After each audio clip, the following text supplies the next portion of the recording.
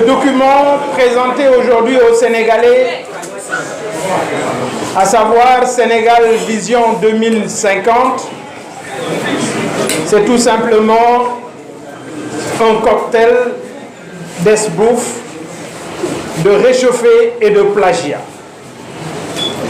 Mesdames et messieurs, après 7 mois d'attente, après avoir repoussé maintes fois ce rendez-vous ô combien important avec le peuple, après avoir fui l'Assemblée nationale pour ne pas faire sa déclaration de politique générale, nous venons de découvrir la vision des nouvelles autorités du Sénégal, le Premier ministre Ousmane Sonko et son Excellence le Président de la République auprès du Premier ministre. Que dis-je? Premier sinistre de la belle République du Sénégal. Ce jour du 14 octobre restera mémorable par la sinistre campagne électorale lancée dans un des pôles emblématiques du PSE par un PM qui croit sortir de la cuisse de Jupiter avec le nihilisme de notre histoire commune. Une vision politique à la hauteur de la grande nation ne s'achète pas dans un cabinet de consultance. Le Japon dont il fait référence n'est pas le produit d'un cabinet privé, mais d'une œuvre collective et consensuelle de tout un peuple sous un leadership effectif d'hommes vertueux et intègres imbus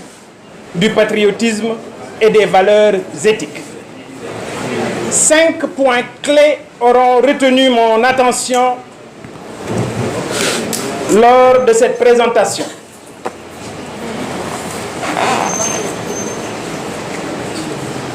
Numéro 1, de l'esbrouf et de l'arnaque intellectuelle. Le premier constat sur la forme, c'est d'abord la continuité manifeste entre le Sénégal Vision 2050 et le plan Sénégal émergent PSE. Ce sont les hommes du PSE, les documents du PSE et l'approche du PSE. Les mêmes documents élaborés sous le PSE, je veux parler du document de la stratégie nationale de développement du secteur privé, qui ont été plagiés et recopiés tels quels. Rien n'a changé. Même les déclinaisons quinquennales et décennales. Mesdames et messieurs, toujours dans le domaine de l'esbrouf intellectuel, sur quelle base les chiffres annoncés dans le diagnostic par le Premier ministre Ousmane Sonko sont-ils vrais? Et si tant est que lui-même a déclaré faux les chiffres officiels de l'administration publique et par conséquent de faussaires, de hauts fonctionnaires dont bizarrement certains étaient de la partie aujourd'hui, parmi lesquels les principaux orateurs de ce matin. Je vais y revenir. Sachant que la Cour suprême n'a pas encore validé les chiffres officiels de l'état des lieux, donc encore de l'arnaque. Une vision désarçonnée et décalée par rapport aux besoins réels du pays. La vision n'en est pas une, juste une litanie de vœux pieux sans colonne vertébrale, avec surtout aucun engagement clairement identifié sur les étapes clés. J'ai noté beaucoup de pétitions, de principes et de belles déclarations du genre « il n'y a qu'à, faut qu'on,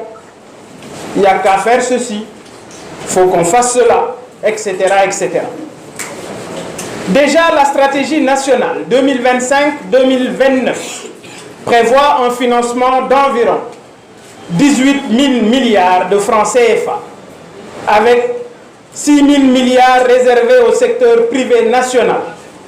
ce secteur privé national, pas forcément sénégalais.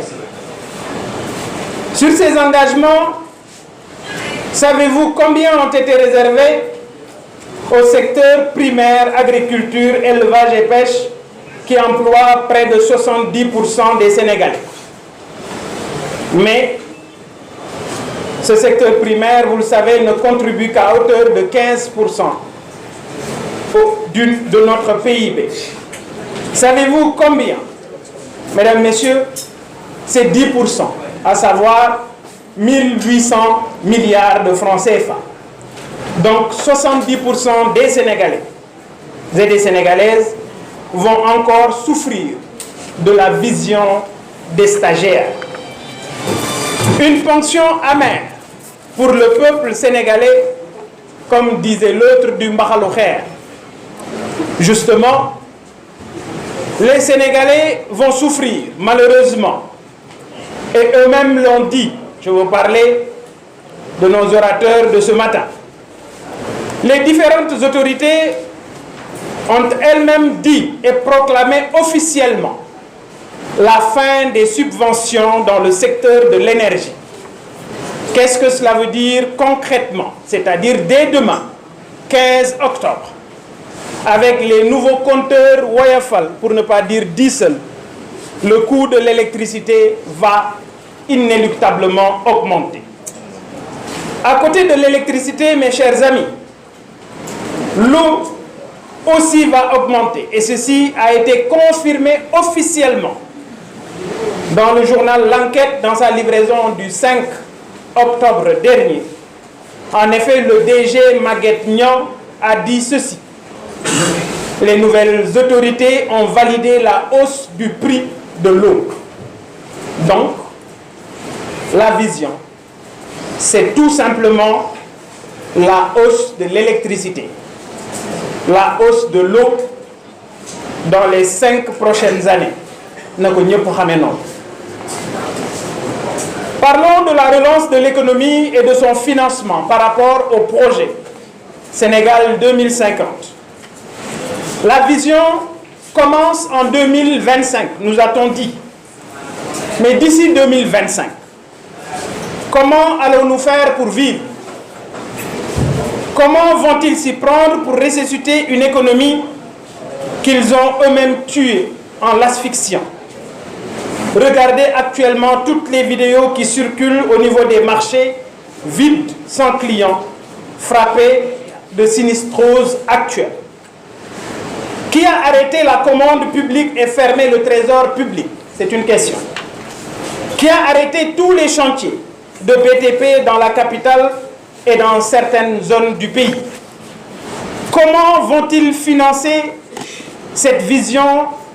de Sénégal 2050? Eh bien, je vous le dis, de la dette, encore de la dette. Le président Diomaye et le Premier ministre Ousmane Sonko ont en effet validé en Conseil des ministres le 12 juin dernier les budgets pour les 3 prochaines années. Et dans ce document, ils disent clairement qu'ils vont emprunter 8 800 milliards de francs CFA, dont 6 400 serviront à rembourser la dette. Donc, pas de stratégie de financement. Parlons de bonne gouvernance. Mesdames, Messieurs, apparemment, ce qui nous a été présenté aujourd'hui, sous les traits d'une vision, serait enraciné dans la bonne gouvernance. L'heure est grave, sinon, je me permettrai un grand fou rire, tant les faits s'ingénient à contredire les vœux pieux. Sinon, avez-vous entendu parler de l'affaire Azer, défrayant la chronique et si grave à tout point de vue? D'ailleurs, j'interpelle le Premier ministre Ousmane Sonko sur la disparition. 37 milliards qui se sont volatilisés. 37 milliards d'avance de démarrage du dossier Azer. L'ARCOP vous le réclame. La Banque Santander vous le demande. Alors, Monsieur le Premier sinistre, je vous le demande. Où sont nos 37 milliards? Ana xaalis bi. Équipe du dossier de l'ONAS, dont l'ancien directeur général, le docteur Cheikh Dieng, est auditionné aujourd'hui par les enquêteurs. Vous avez entendu parler de la belle campagne de recrutement du président de la République, qui cherche apparemment des chargés de mission pour ces journées de set-setal sans buzz, donc sans grande envergure. Récemment, 47 ont été bombardés, chargés de mission. Est-ce cela la bonne gouvernance? Décidément, l'homo pastefensis est un as de l'esbrouffe et de la malhonnêteté intellectuelle. Rectifier la trajectoire prise par l'État du Sénégal le 17 novembre pour ne pas faire sombrer notre si beau pays. Mesdames, Messieurs, l'heure n'est pas à la rigolade. Le moment est extrêmement grave. Non seulement notre cher pays est entre des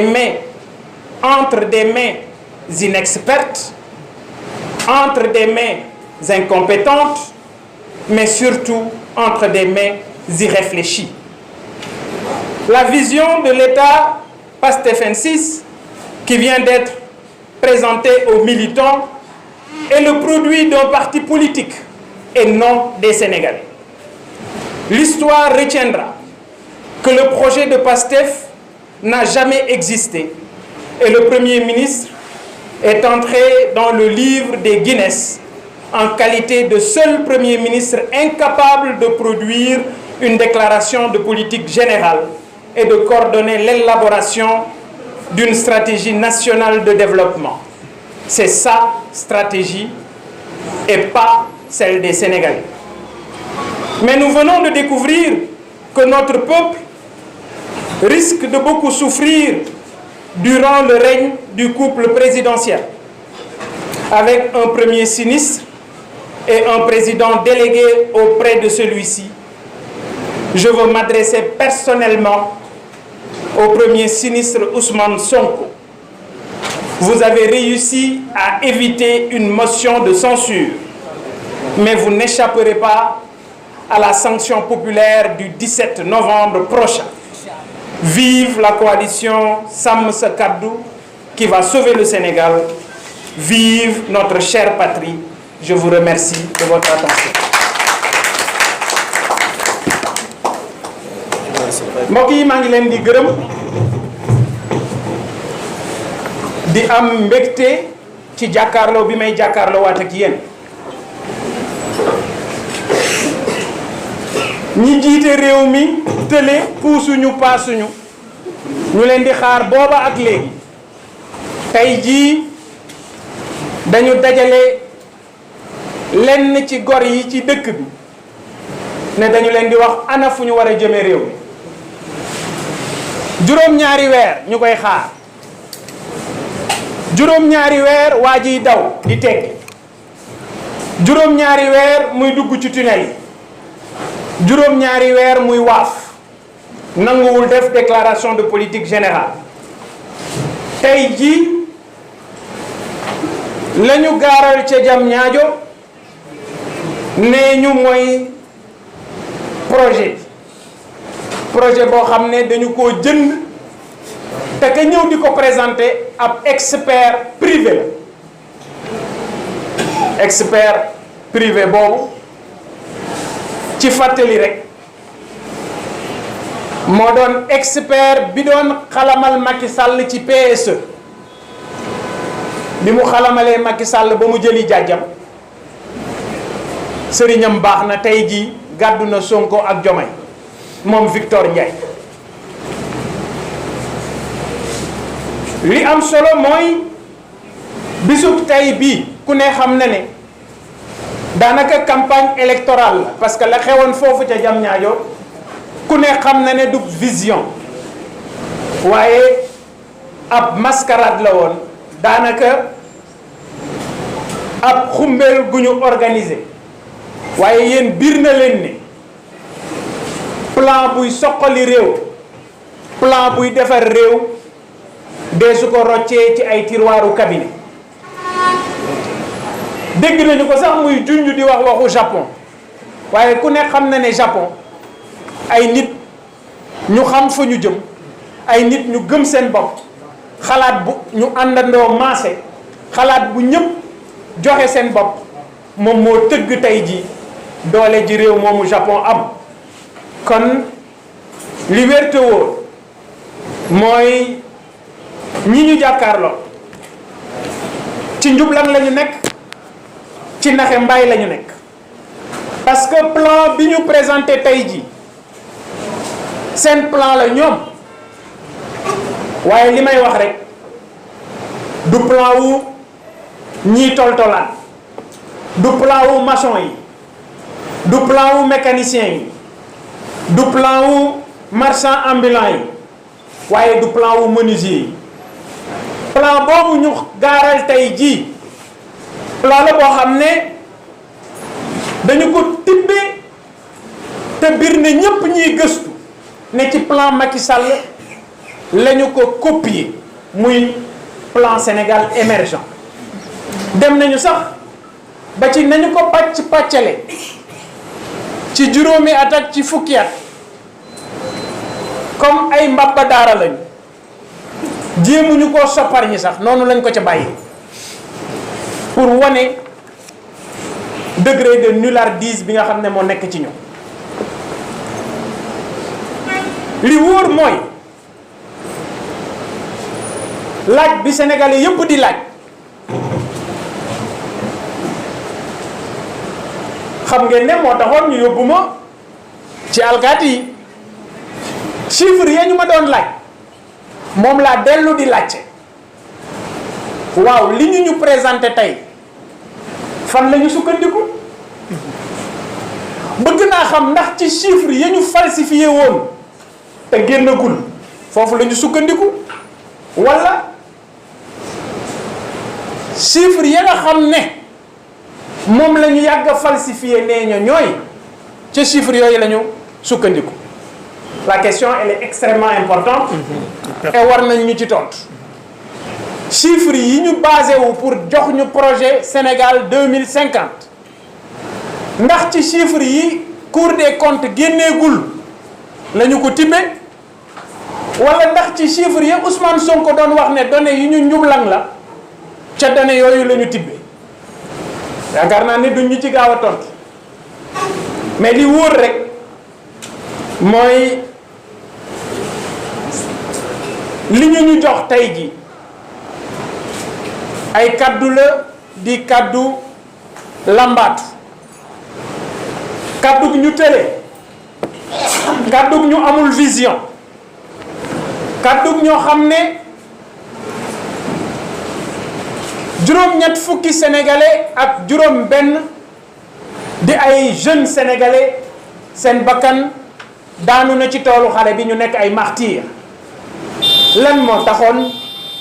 ñu doon dugal seen pas-pas? lan moo taxoon xale yooyu engagé wu nekk ci mbedd mi di xeex ba seen bakkan rab? dañu leen digoon ne dafa am projet, waaye tey jii biir na sénégalais yépp ne projet boobu ñu doon wax musul am, projet boobu ñu doon wax musuñu ko bind. ñeenti junni cadre yi ñu doon wax ne ñooy bind projet bi, yàlla xam na ne France dallu xëddeen mus naa leen yàgg naa leen wax ne leen waxi Ousmane Sonko jarul dóor sa doom. tey jii biir na sénégalais yi ne projet bi ñu présenté sénégalais yi tey jii mu di vision Sénégal 2050 cabinet privé moom moo ko bind. la preuve, consultant privé moo taxaw présenté ko sénégalais, xanaa kay werante xuuxaan tekki tubay. mais pour wane ne Ousmane Sonko amul xam-xam, pour wane ne Ousmane Sonko day lambaat, bu fekkee ne da nga ne da nga am projet waaye xanaa di nga ñu wax naka nga koy financer. ku dégg ci yéen nu ñu wax ne noonu la ñu koy financer kenn. may fàttali ne ci biir document bi wax nañu ne stratégie nationale boobu ci diggante 2025 ak 2029 am na 18 000 milliards fukki junniy milliards ak juróom-ñett yoo xam ne dañ ko war a lebi ñoom ñi doon jooy leb tey jii ñooy champion leb ñoom ñi doon wax ne réew mi dañu ko taye tey jii Ousmane Sonko ak son président délégué auprès du premier ministre ñoo dàq leb Ismaïla Yassine kon ci 18 000 milliards yooyu 6 000 milliards dañu ko jagleel le secteur privé national nee na ñooy mais yéen ñii bir na leen ne société yi ñu duppee privé national duñu ay société nationale parce que bari na ci yoo xam ne ay nit ñu nekk bitim réew ñoo ko moom kon ci engagement yooyu ngeen bàyyi ci xel ne dañu wax ne téeméeri sénégalais yoo jël 70 yi juróom-ñaar fukk yi ñu ngi yëngatu diggante mbay càmm ak napp xanaa kon looloo yor réew mi ci biir plan boobu ñu présenté sénégalais ñu ne ci 18 000 milliards ya ñu war a leb diggante 2025 2029 10% la ñuy jagleel le secteur primaire mooy mbay sàmm akub napp dem naa sax ci biir calcul yi maanaam booy xool day nekk région bu nekk 42 milliards lañ fay def ci pàcc bu nekk ci ñetti at yiy ñëw kon ngeen xam ne véritablement ñi ñu jàkkaar lool ay cuune lañu dem naa sax ba gis ñu wax ay pôles territoriaux yéen ku ne ci yéen ñi xam na ne le programme Tekki novembre 2023 la ñu leen génneel programme teg ko ak ay échéanciers pôle yooyu ñuy wax bokk na ci li ñu coppatee ci yeneen programme yi parce que ñoom comme dañuy randal rek pôles territoriaux yooyu 8 pôles yi ñuy wax ci suñu biir document la ñu ko jël mais comme Sénégal moo ñu tax a jóg may nañu leen ko yëf yi dana gën a metti parce que dafa mel ni ci mbaxalu xeer la ñu jëm fi mu nekk nii Ousmane Sonko ak Bassirou Diomaye dégg ngeen ko ci biir présentation nee nañu on va vers une subvention ou des subventions ciblées FMI la mu d'accord ak Ousmane Sonko ak Diomaye mooy subvention yi dañ koy dakkal subvention boo ko dakkalee ci woyafal mooy woyafal bi day yokk métital subvention bi boo ko dakkalee ci ceeb bi mooy kilo bi day yokk subvention bi boo ko dakkalee ci diwlin bi mooy diwlin bi day yokk kon yéen sénégalais bi yoboo ngeen préparé wax nañu leen ko waxoon na ko le 26 nee na yëf yi dana gën a metti tey jii ci biir seen programme bi ñuy présenté wax nañu leen ne dañuy dem vers des subventions ciblées méngoo ak li FMI bëgg FMI la mu bëgg mooy ñu rocci subvention yi maanaam woyofal bi day gën a yokk remarqué ngeen ko sax waaye dafa am leneen lu ñu ci yokk ndox mi je vous donne l'information que day yokk parce que ci journal bu ñuy wax l'enquête su ma juumut le 5 octobre bii ñu passé Maguette Niang mi jiite kërug ndox bi dafa ne njëg yi ci ndox bi danañu ko yokk te la mu ca wax dafa ne les nouvelles autorités ont validé la hausse du prix de l'eau kon ku doon laajte faal yi ngooye mbokk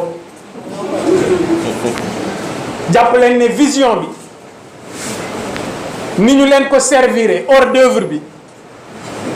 mooy hausse du prix de l'électricité mais également hausse yokkute bi nga xam ne def nañ ko ci njëgu ndox bi ngeen xamee ko noonu ci juróomi at yi di ñëw loolu nag mën nañu ko rectifier parce que ñii fi nekk seen poos yéen la ñu yërëmul màggatum lëndëm ku ko dajut day daj boppam boroom kër buy toltolaan ku ko yërëmul day yërëm boppam gouvernement bu la yokkal ceeb yokkal la diwlin yokkal la courant yokkal la ndox kooku dalaa bëgg rey fekkatu leen et le 17 novembre ngeen tànn coalition sàmm sa kàddu ay jeunes yu am yéene ci réew mi ay nit ñu am parcours ay nit ñu làmbaatuwul ñoo fa nekk bëgg soppar ñi xar kanamu Sénégal indi gouvernement bu bees daggkatu juuti yi nga xam ne boobaak léegi ñu ngi fii làmbaatu puusuñu paasuñu yàlla tegul kenn lu mu mënul nañ leen fi jële dañ ñu proposé tey jii ab document tudde ko bilan Sénégal 2050 ñu ne le 2025 lay commencé plan bi 2025 lay commencé waaye ñetti weer yii di ñëw ñiy toltolaan ñoom nu ñuy def waaw ñetti weer yii di ñëw économie bi nga xam ne suux na nu ñuy def ñetti weer yii di ñëw marché yi nga xam ne amatul nit ñuy jënd nu ñuy def ñetti weer yii di ñëw naka la ñuy def pour dundal suñu njaboot ñetti weer yii di ñëw naka la ñuy def pour jënd fourniture gone yi parce que am na ba tey ay élèves yu jàngiwul ndax seeni waa kër seeni wayjur amuñu lu ñu leen inscrire lan la ñuy def pour loolu la ñu def tey jii jam ñaajo mooy li may wax tout le temps dañu doon wax ne ñi fi nekkoon dañu doon nguuru di mos ak di mosale waaye tey jii ñi doon mos ñoo fi jóge la ñu doon mos ba tey mi ngi fi ñu bees ñi ñoom ñooy mos xaayaan ku dégg séeréer li ñu wax nañ ñu lépp sauf wax ñu naka la ñuy relancer économie bu Sénégal tey jii yéen ñi teew fii ñépp ku ci nekk xam na ne sénégalais yi sonn na yéen ñi teew fii ñépp ku ci nekk xam na ne borom kër yi jaaxle na yéen ñi teew fii ñépp ku ci ne biir na ko ne la mu mënoon daaw mënatu ko rek loolu nag dara waralu ko lu dul ay gaa yuy làmbaatu ay gaa yoo xam ne tële nañu ay gaa yoo xam ne nanguwuñu ne puusuñu paasuñu parce que nag vision bii ñu def vision bi ñu duppee Sénégal 2050 ci bor lañu ko wéer ci bor lañu ko nar a dundale ci bor lañu ko nar a jëfe te yéen ñii ci seen poste lañu ko yaakaar moom Bassirou Diomaye Faye ak premier ministre Ousmane Sonko ci conseil des ministres bii passé le 12 juin d'accord nañu ci ñetti at yii di ñëw ñu ne dañuy dem lebi juróom-ñetti junniy milliards ak juróom-ñetti téeméer 8800 milliards 8800 milliards yooyu boo seetloo 6400 milliards yépp ci fay bor la jëm maanaam suul bukki sulli bukki niñ koy bañee ci la vie courante malheureusement noonu la ko Ousmane Sonko di defe ak Diomaye warta bett kenn en tout cas man bettuma yàgg naa leen koy wax daggkatu juuti du feesal poos et ñii encore une fois amuñu lenn ci xam-xam damay wax ci sumay waxtaan ma ne leen dañu mel ni ay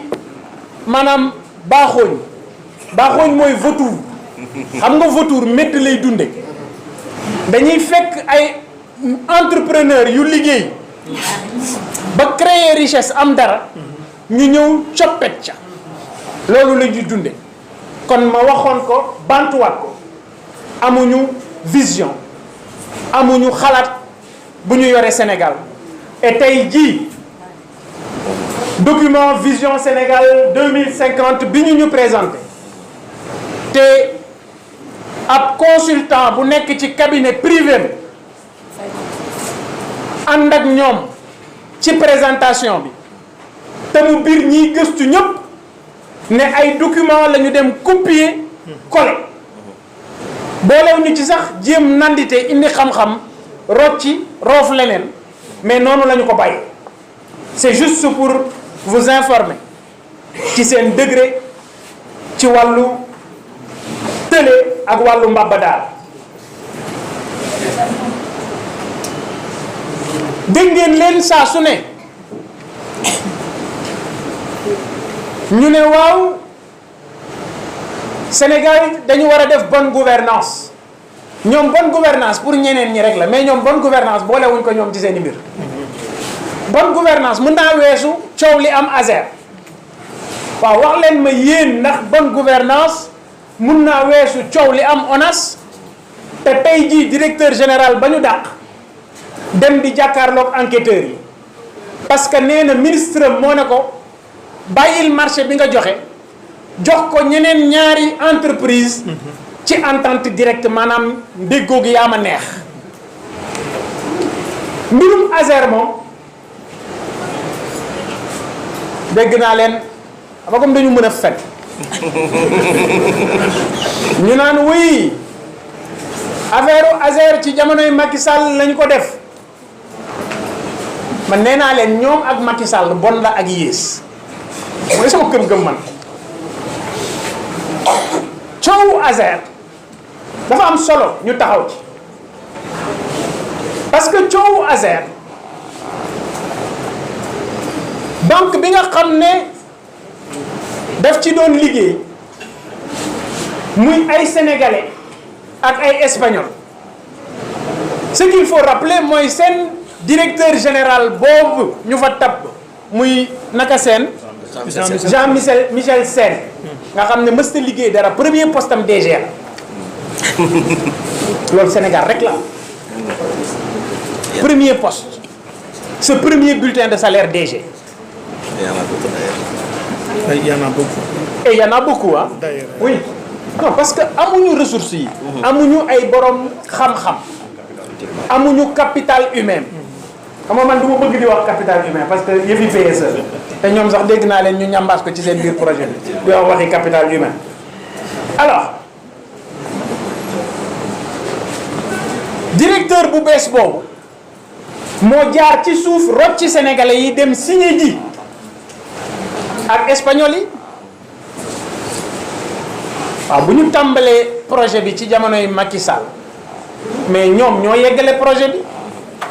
37 milliards yi banque bi laaj banque Santander dafa ne bi ARCOP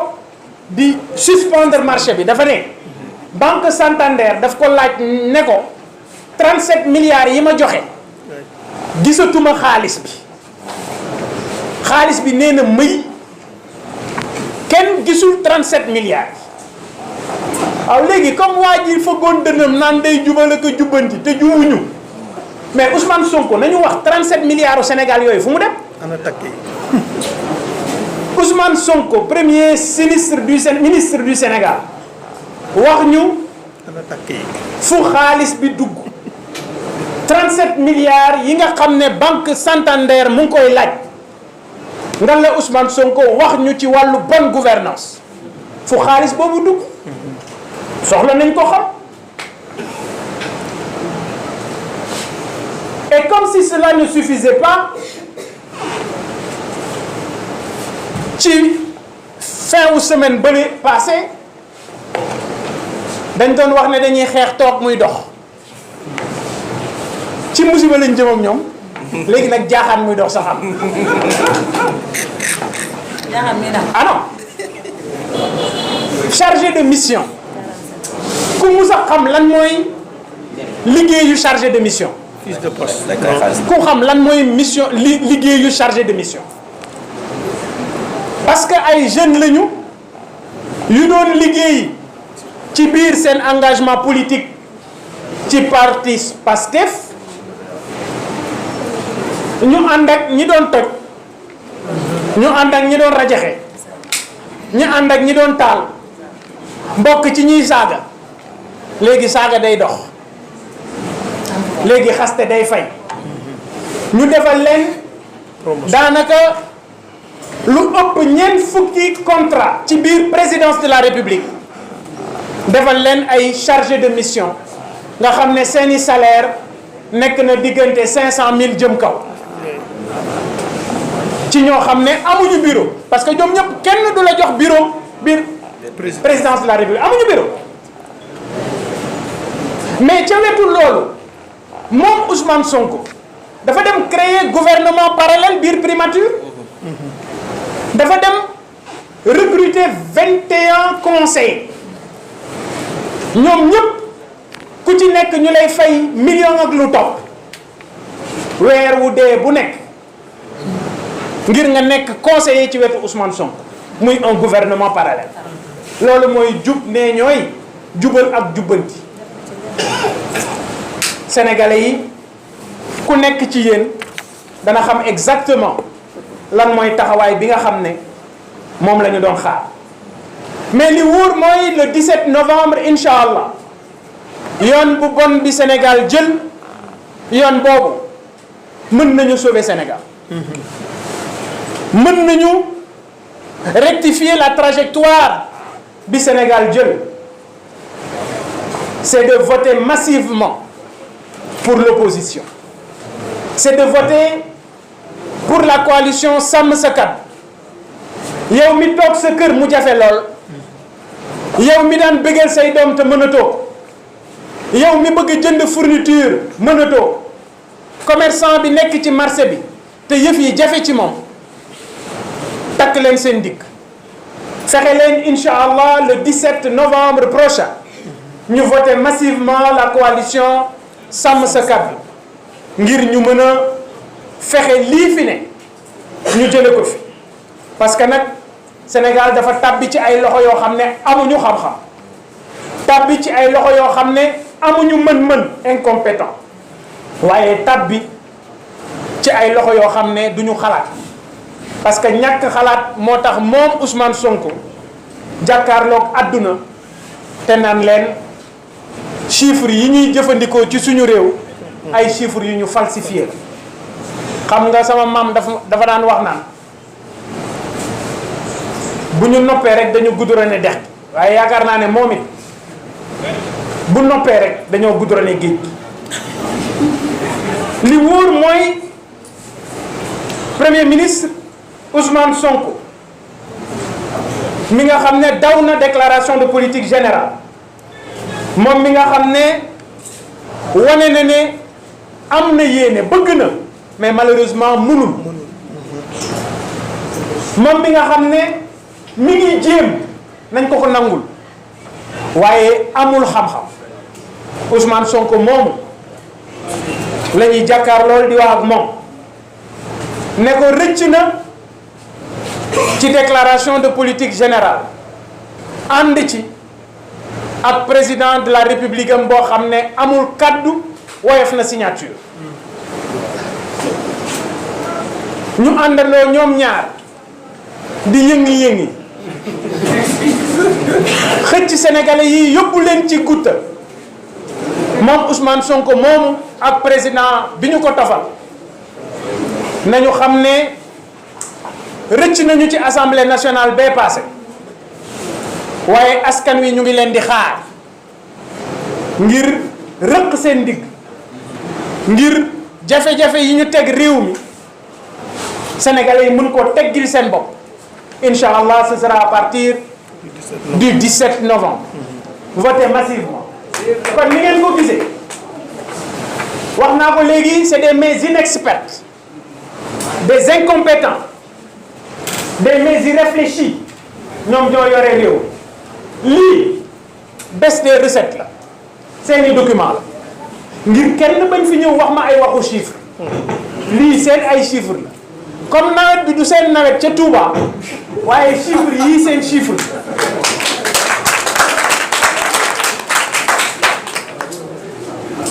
ma ciy profito di leen wax ne dex gi dans la zone nord nit ñi sonn nañu diggante Bakel Diawara Mudéeri Dembankaane Yeggut Kidira Wawunde Balu Bele Koungani ak dëkk ya ko wër yëpp géej gi dafa génn yegg ci dëkkuwaay nit ñi sonn nañu lool may fàttali ne direction de la protection civile kooku général bu nga xam ne mooy général bi féete Pastef léegi mooy ministre de l'intérieur Jean-Baptiste Tine moom laa ci waxal parce que direction de la protection civile dañu am 50 milliards à peu près yoo xam ne mooy seen budget lan la ñuy xaar pour déclencher plan Orsec lan la ñuy xaar pour dem taxawu ji askan woowu nekk ca Bakel askan wa nekk ca Mudéeri askan wa nekk foofule ca Diawara parce que nit ñi sonn nañu ca Bélé ca Balu ca Koungani vraiment ils sont fatigués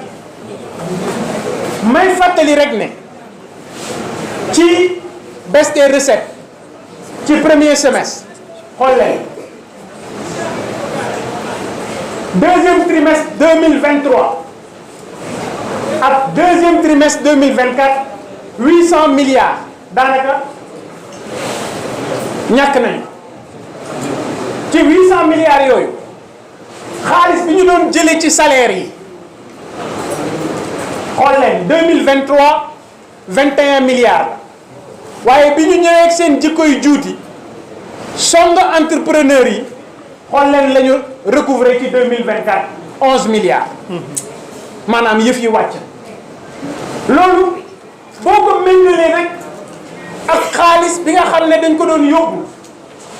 te muy impôt sur le commerce extérieur ak transaction dem jëndi Dubaï dem jëndi Chine dem jëndi feneen ak feneen ak feneen ñëw fay 2023 206 milliards la woon waaye xool leen 2024 112 milliards kon nga xam ne fi mu nekk nii ñii yore réew mi dañoo tële man Bougane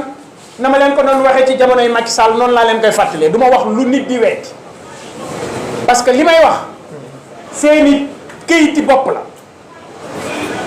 8800 milliards yi ma leen doon wax ci wàllu dette c'est validé en conseil des ministres le 12 juin 2024 Bassirou Diomaye Faye moo validé document bi regardez c'est 8800 milliards 6400 milliards yi yëpp ci wàllu dette la jëm day fay bor waaw léegi nag ñun Sénégalais yi du ñu dee waaw nu ñu def ak ceeb nu ñu def ak diwlin nu ñu def ak petit pois nu ñu def ak namme nu ñu def ak jumtukaay yi nga xam ne saa su ne dañ ko soxla c'est important parce que Sénégalais yi loolu la ñuy dundee waaye léegi bu fekkee ne Sénégalais yi li ñuy dundee yokkal nañ leen ko bu fekkee ne Sénégalais yi li ñuy dundee njëg li seer na mais comment les gens vont faire pour vivre mais saaku bu deful dara mënta taxaw nit ñi pour ñu liggéey xaalis il faut ñu am lu ñu dunde nit ñi pour ñu liggéey xaalis il faut au moins ñu am loo xam ne noonu la ñuy doxale et loolu li tax ma koy wax ñëw naa ci sama benn conférence Ani Soda moom léegi star la ma ne leen nenu baxal 150 lay jar mais non waa léegi xool leen tableau bi dañ la won ne Sénégal moo gën a cher dund ci Afrique xool leen tableau baa ngi Sénégal moo gën a cher dund ci Afrique nee naa leen man du ma wax lu ñuy weddi moom kay da ngay ñàkk xam-xam di kaañoo la ma wax mais la ma wax doo ko weddi kenn du weddi la ma et boo xoolee fii indice du coût de la vie xool leen Sénégal pouvoir d'achat local xool leen Sénégal 46 pour cent xool leen ña ca topp waaw ngeen ne lii dund la nga ànd ak ay nit ñoo xam ne wër nañu réew mi fen ba ñu jox leen réew yaakaar ne mën nañoo continuer di fen di feesal biir yi c'est pas possible et tey jii li xew tey vidéo yi génneel ma ko c'est juste pour montrer à quel point la ñuy fontoo Sénégalais nee naa leen Victor Ndiaye bu cabinet performance tegal vidéo bi ngeen xool Victor Ndiaye Souleymane Diallo aujourd'hui